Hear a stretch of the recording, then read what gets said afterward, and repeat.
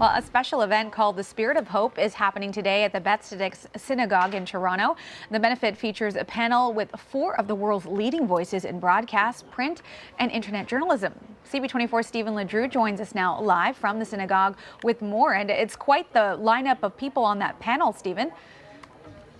Pooja, you're absolutely right. For the Spirit of Hope Gala tonight, they have a lot of luminaries here, and one of them is Alan Dershowitz, who is a reasonably well-known American lawyer. And I was just chatting with him about the differences between Canadian and American law. A lot of Canadians watch the American shows, but recently we saw the former head of the IMF, go through the perp walk, and everybody saw that. Tell us about your sensitivity of justice when you see that in American justice. Well, American justice prides itself on treating everybody equally badly.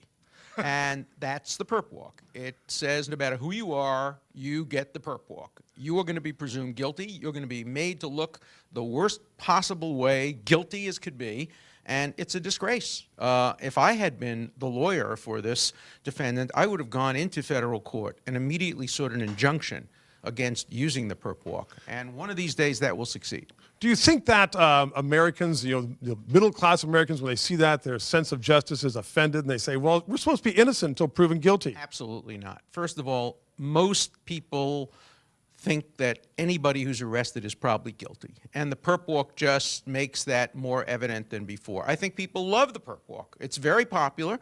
They want to see people who they don't like, particularly fancy, elegant, rich foreigners, being humiliated in this way.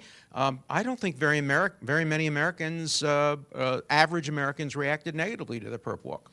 Alan, let's just talk about what we're here for tonight with the Spirit of Hope and talk about the spirit of generosity, if you will. We'll change from justice to a different kind of justice. And you're here tonight to talk about exactly that and what's going on in the world. Well, we live in a dangerous time, fortunately not so much in a dangerous place, but the world is changing all around us. The Arab Spring, we all hope, will remain spring, not turn into a cold winter. The Middle East, Israel, the Palestinians are further away from sitting down and negotiating peace than they've been for a long time. This is not a particularly good time for world peace and world diplomacy. And yet, Stephen Harper, Canada's Prime Minister, had a chat last week, reportedly, with Benjamin Netanyahu, and seems like Canada is certainly lining up with Israel. I think Prime Minister Harper has been a great friend of peace in the Middle East and a great friend of Israel. I admire what he's done, and I've also spoken to Prime Minister Netanyahu in the last few days, and I know he very much welcomed the support of Canada and the United States. Will stand with Israel at the United Nations, and I think when efforts are made to isolate Israel, and people will remember that Israel is the only democracy in the Middle East that the United States and Canada can always count on to be an ally. Alan Dershowitz, thank you very much. Thanks for coming to Toronto. Have a great evening. Thank you very much. Okay. Pooja, there you have it. Back to you. All right. Thank you so much, Stephen. We, of course, will check in with you later. All right. A special event called The Spirit of Hope is happening today at the Bethesda Synagogue in Toronto. The benefit features a panel with 4 of the world's leading voices in broadcast, print, and internet journalism. Some of the participants are speaking right now. Let's listen in. And the way you promote knowledge, the way you bring young people to understand the lessons of the Holocaust, the Shoah, and the incredibly good work you do. And so I'm honored to be part of any group that's associated with the Wiesenthal Center. Thank you. Yeah, I think all of us have to echo what's just been said. I think all of us welcome the chance to come here today. I'm actually looking forward to hearing what these other 3 have to say, because each one of them, I think, brings an enormous amount of understanding and insight into the process. But I do want to say at the outset that I share Alan's great respect for the Wiesenthal Center and the work that goes on there. I had my first visit to the Wiesenthal Center with the 3 rabbis, the 3 tenors, as I'm starting to get to call them, a few months ago. We had dinner together, and I came by the next morning for a tour, and I've since had a chance to see the Simon Wiesenthal film that you provided for me, and I had not fully appreciated the scope of his work and the scope of what the Wiesenthal Center is doing. But I think it's work on behalf of human rights around the world and on tolerance, the whole theory of and sense of tolerance, the theme that's prevalent in the Los Angeles Center, and I think is represented here and the efforts in Jerusalem and elsewhere, is one that is, as to go back to what Robert Gibbs said, at a time of enormous transition and change, it's going to be incredibly important that we keep human values and human rights very much at the forefront. These times could lead to very good things, or they could lead to some very bad things, and we have to be quite clear-headed as we go into this period. Real quickly, what's important about your center is that it's in-depth inquiry. It's serious, and you, I'm sure, realize how you're swimming against the tide of the times where in the news media everything is driven by impatience and speed. And as a journalist, I tend to be patient and slow. And any institution that says we're going to really study something seriously and deal with the detail is welcome in this era, because, you know, it's, well, I'm sure you get asked this, well, tell us about the center in a phrase or a sentence if you're lucky, and things just aren't reducible that way, but everything gets reduced to that. Just one other brief comment. Just saw today's New York Times about the difficulties between Christians and Muslims in Egypt. My goal is someday to have a Wiesenthal Center in Cairo that could help bring, literally, Christians, Copts, and Muslims together, and to have the Arab Spring benefit from what is taught about tolerance and living together by the Wiesenthal Center. Thank you. Thank you for your opening statements. Are there any questions from the media? Yes, please. On the theme of tolerance, as we know, with the revolts going on in the Arab world right now, a democratic revolt, as the example of Iran in 1979 provided, doesn't always end up being a democratic revolt. It sometimes ends up in a society that's much less tolerant, less more hostile to America. So, what do you think America should do in its interests, given that some of the revolutions which are now quite hostile to America, they're influenced by the secularism of Russia, there's speculation about Al-Qaeda's involved in the Libyan revolution, so what can America do? Well, let me take a crack at a couple of these. First and foremost, I think it's important to underscore that precisely what we are seeing happen in the Arab Spring is completely anathema to the beliefs of Al-Qaeda. Okay?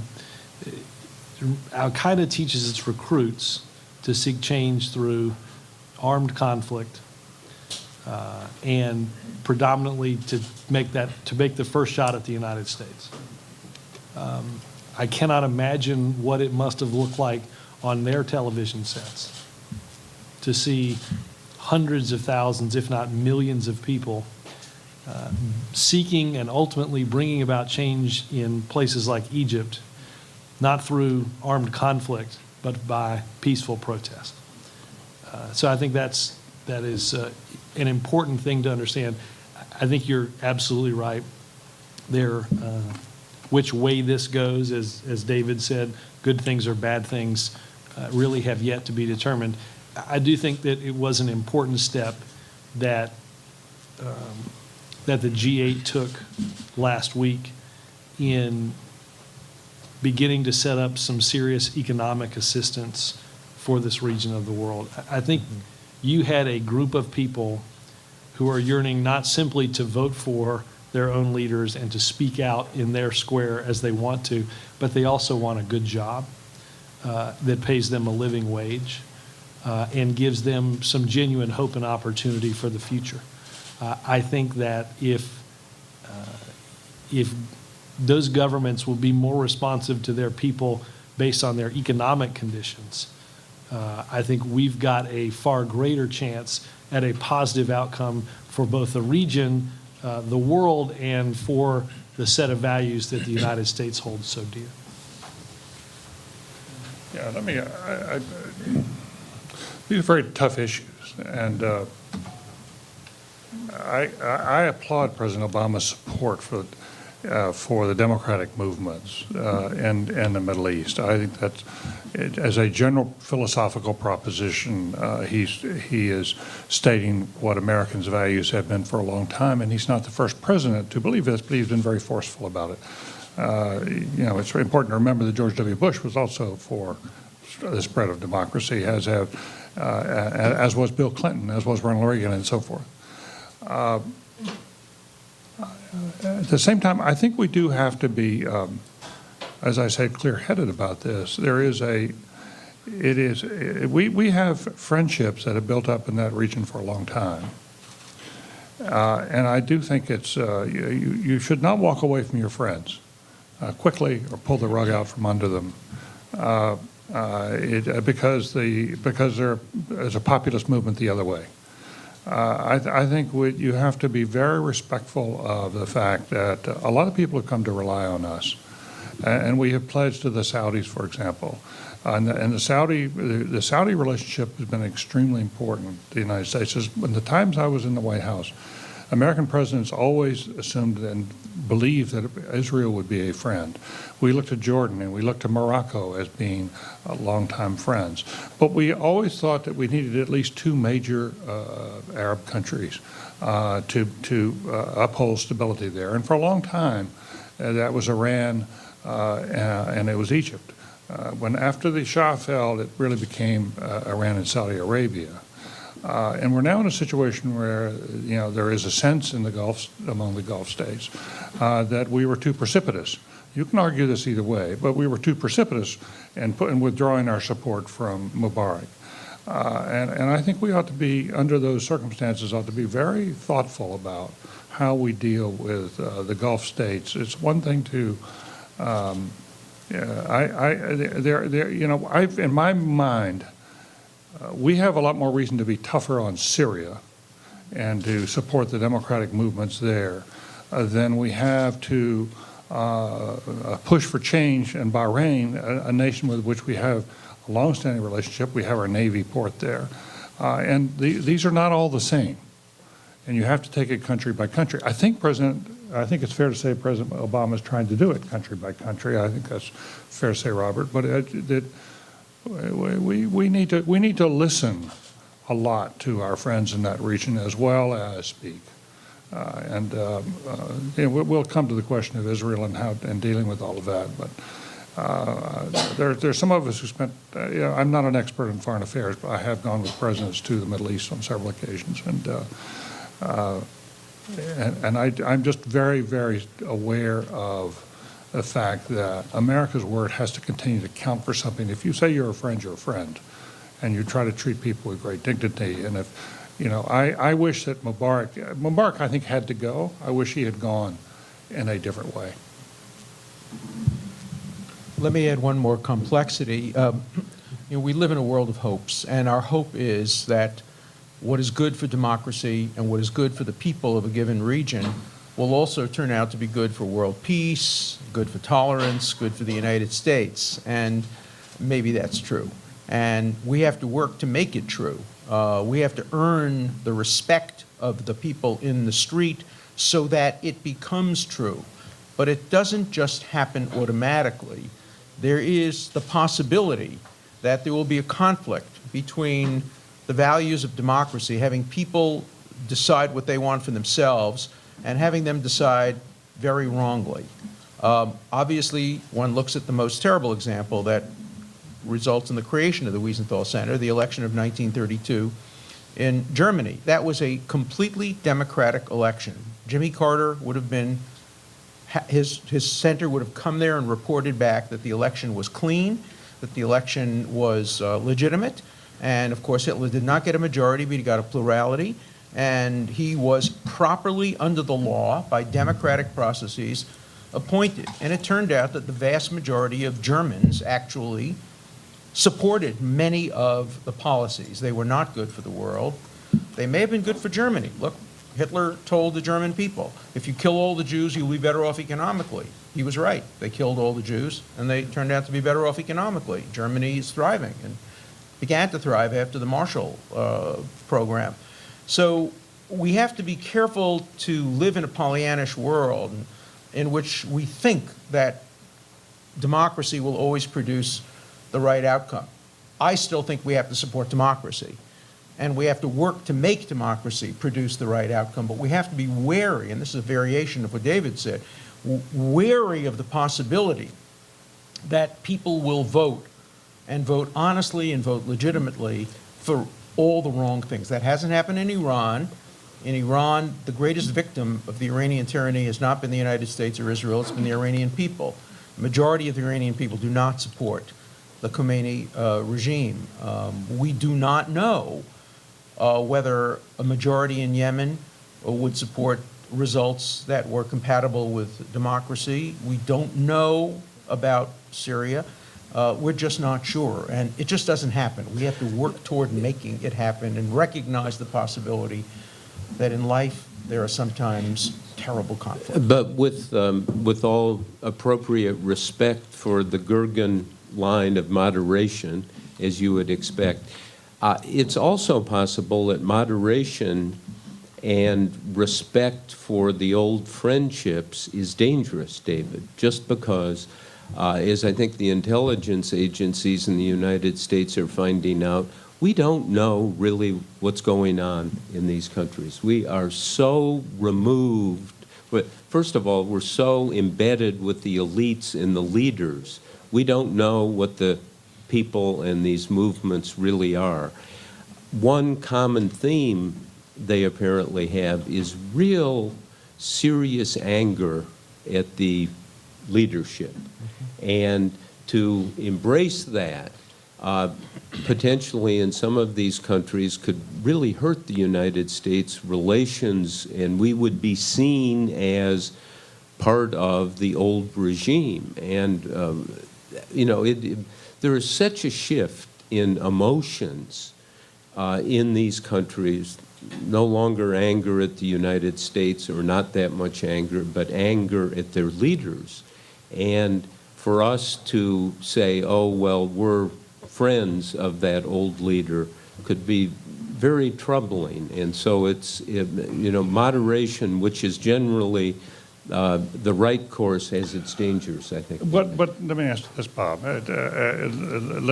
When you do, with a democracy, you do have to pay more attention to attitudes on the streets. In the streets of Egypt, Israel is held in a very different perspective than it has been among the military, for example, or within the Mubarak regime.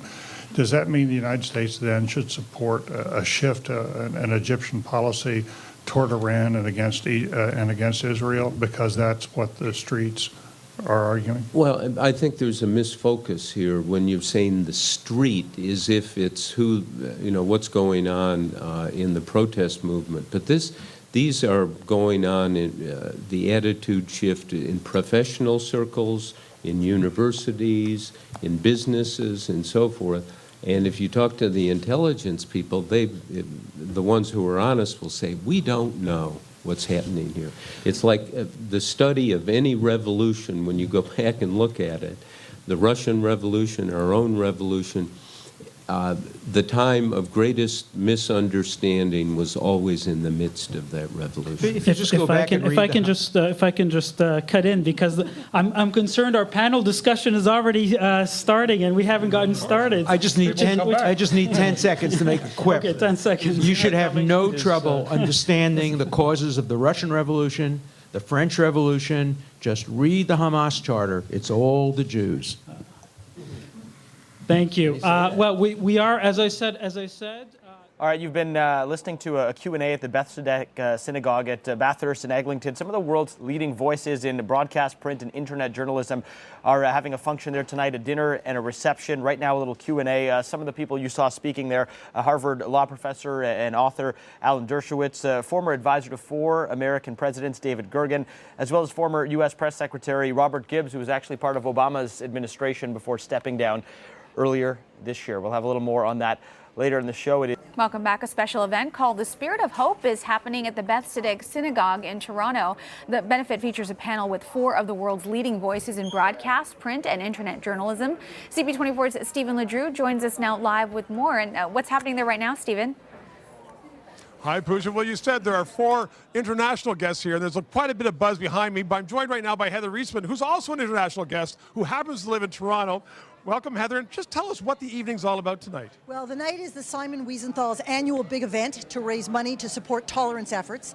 And we have Bob Woodward, Robert Gibbs, Alan Dershowitz, and David Gergen, so quite a lineup. And we're going to talk about American foreign policy and what's going on in the world. You've got the Washington Insiders, so there's on 2 aspects to it. It's to raise money, no question about that, but also to raise awareness. Right, exactly. The raising the money is the sort of initial cause, but it's really to get behind the headlines and really try and give people in the audience, 2,000 people, greater perspective on how to make sense of the news. What's going on? Absolutely. So I already had a chance to speak to some of your guests tonight. They're talking about the Arab Spring. And so there'll be probably a question and answer period afterwards, too, where people can say, okay, get it from the insiders in Washington. Exactly. We're going to have a round panel, a bit like Meet the Press. And then we'll do that for about an hour and a half. And then if some people have some questions when we're all done. But they're in great shape and they're ready to have a bit of a battle with each other or share views from different perspectives. So it should be a great night. They're all fired up. I'm sure that. Heather Reisman, thanks very much. You have a great night. Thank you. Okay. So, Pooja, there you have it. It's a great evening here and some international guests and great discussion. And it's all for a terrific cause, Pooja. All right. Thank you so much, Stephen. And you can watch Stephen's interview with Bob Woodward and several other prominent speakers from the Spirit of Hope Gala in full by logging onto our website at CP24.com. Well, a special event called the Spirit of Hope is happening at the Beth Tzedek Synagogue in Toronto. The benefit features a panel with 4 of the world's leading voices in broadcast, print, and internet journalism. CP24's Stephen LeDrew joins us live with more. Stephen, some real big names at this event tonight. Gurdeep, there's no question about it. Big names from international. They all flew up from Washington. There's also big names from Toronto, the international community here. There's quite a buzz going on behind me. And it's a big event. It's to heighten the awareness of racism and anti-Semitism around the world. It's also to raise money to fight it. They're talking about the Arab Spring. They're talking about the fact that things are changing so quickly in the Middle East and the impact around the world. And there's going to be a long discussion tonight about exactly what's going on. And these experts are here to talk about their views of the impact. Now, we had the chance, CP24 had a chance earlier this afternoon to interview some of these. I think we have a clip coming up right now from Robert Gibbs. If you recognize him, and you will, Gurdeep, because he used to be President Obama's spokesperson until he stepped down last year to pursue other things. Let's just listen into that clip from this afternoon. Let's just talk about a subject close to Canadians' hearts. You're in Toronto. And a lot of Canadians know that we are the United States' biggest trading partner. We have the biggest undefended border. And yet, when they go to the States, they say, Americans, they know so little about Canada. I say, why does this happen? Any theories on that? You were at the center of it. It's a good question. I don't know the answer to that. As you said, we've got a great relationship. I know the president greatly respects Prime Minister Harper. His team and vice versa has always been respectful and cordial to us, dating back to our first visit only a month or 2 into the White House in 2009. So we have tremendous respect for the country and its people and the partnership with the United States on so many important issues around the world. So no, it's it's very, very positive, and Canadians love the relationship, but they scratch their heads sometimes. They say, why don't they know more about us? But I guess that's just a matter of time. Well, working at it. As a show of gratitude, we're taking one of our hockey teams and giving it back to you guys. So that was the announcement today, yes. And Winnipeg, Canada is very happy. Right. Great. Thanks very much, Robert. Thanks for joining us today. Thanks. Have a great evening. Gurdeep, I also had a chance to speak with David Gergen, who's no stranger to people from TV. He's the guy on CNN all the time. And I said, in Canada, we just finished a federal election. The election lasted for 36 days. I said, what gives in the States? He says, I know. He says, the day after the president's elected, we start again. Our election campaigns are 4 years. So one of the things to be grateful of in Canada is that we have short election campaigns, comparatively anyway. Gurdeep, back to you. Yeah, maybe he'd enjoy the provincial election a little bit more. Stephen LeDrew, thanks so much. Oh, we'll have lots on that one. All right. Stephen LeDrew and at the Beth Tzedek Synagogue. You can watch Stephen's full interview, by the way, with Robert Gibbs and several other prominent speakers from the Spirit of Hope Gala by logging onto our website at CP24.com.